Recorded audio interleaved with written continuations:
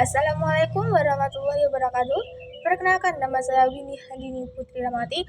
Saya dari jurusan Pendidikan Guru Madrasah Ibtidaiyah semester 3.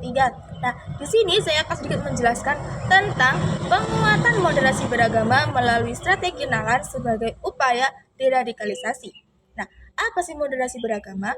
Moderasi beragama adalah sikap menghindari kekerasan dan ekstremisme. Nah, dengan menempatkan agama itu sebagai dasar hidup yang damai.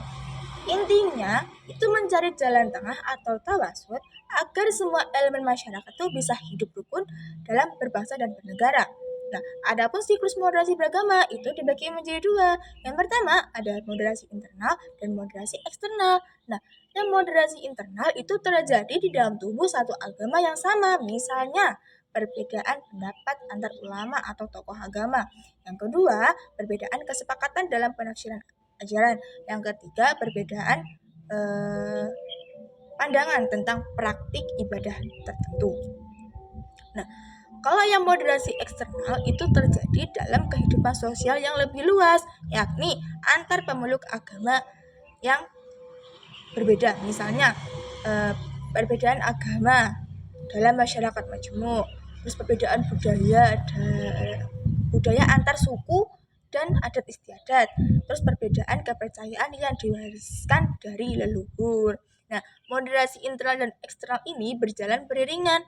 Nah, jika di dalam satu agama itu mampu menjaga kerukunan, maka akan lebih mudah membangun kerukunan lintas agama. Sebaliknya, jika di internal itu sudah terjadi konflik, maka akan sulit membangun toleransi eksternalnya.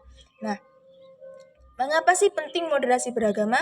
Itu ada 3 alasannya. Yang pertama, agama itu hadir untuk menjaga martabat manusia, membawa misi damai dan keselamatan. Nah, serta melarang menghilangkan nyawa.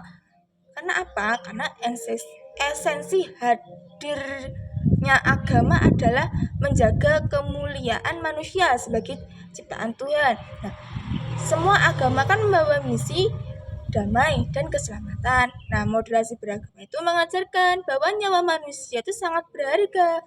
Membunuh satu orang sama dengan menghilangkan seluruh umat manusia. Nah, yang kedua ada manusia hidup dalam keberagaman suku, agama, bahasa, dan budaya.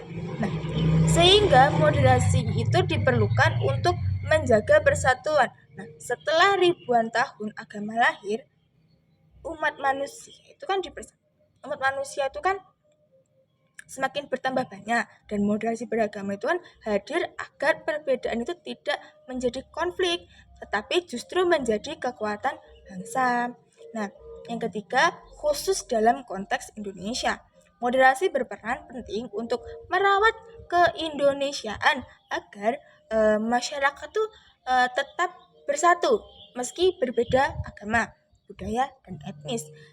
Nah, dengan moderasi, nilai-nilai agama itu dapat hidup berdampingan dengan nilai lokal, adat istiadat, dan kearifan budaya tanpa saling meniadakan. Moderasi bukan berarti mengurangi keimanan, tetapi mengajarkan kita untuk beragama dengan penuh keyakinan sambil tetap menghormati orang yang berbeda. Dan moderasi dan ekstremisme. Kan moderasi beragama kan menekankan pada sikap tengah atau tawasud ya, yaitu kan tidak condong ke kiri maupun ke kanan secara berlebihan. Nah, sikap tengah ini menjaga kita agar tetap seimbang, adil, serta tidak mudah terjebak pada kekerasan atau kebebasan tanpa batas. Nah, kalau yang ekstrim kiri itu diwakilkan oleh kelompok yang menolak nilai agama, misalnya komunisme yang anti agama, atau kelompok liberalisme yang menekankan kebebasan tanpa batas. Nah, termasuk juga kelompok yang mengutamakan gaya hidup yang bertentangan dengan ajaran agama. Bahayanya apa sih? Bisa melunturkan nilai moral dan spiritual masyarakat.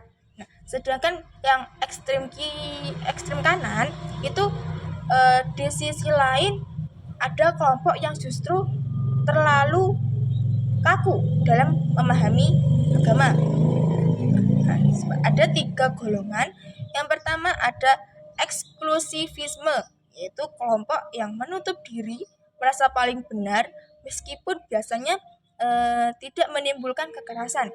Yang kedua ada ekstremisme, yaitu kelompok yang punya kepentingan politik dan identitas. Nah, seringkali itu memanfaatkan agama untuk tujuan kekuasaan. Contohnya ya, gerakan politik. Nah, yang terakhir ada radikalisme, yaitu kelompok yang terang-terangan menggunakan kekerasan atas nama agama, misalnya terorisme atau kelompok bersenjata. Itu yang paling berbahaya. Itu tadi yang dapat saya sampaikan tentang penguatan moderasi beragama melalui strategi nalar sebagai upaya deradikalisasi. Dari saya, sekian. Wassalamualaikum warahmatullahi wabarakatuh.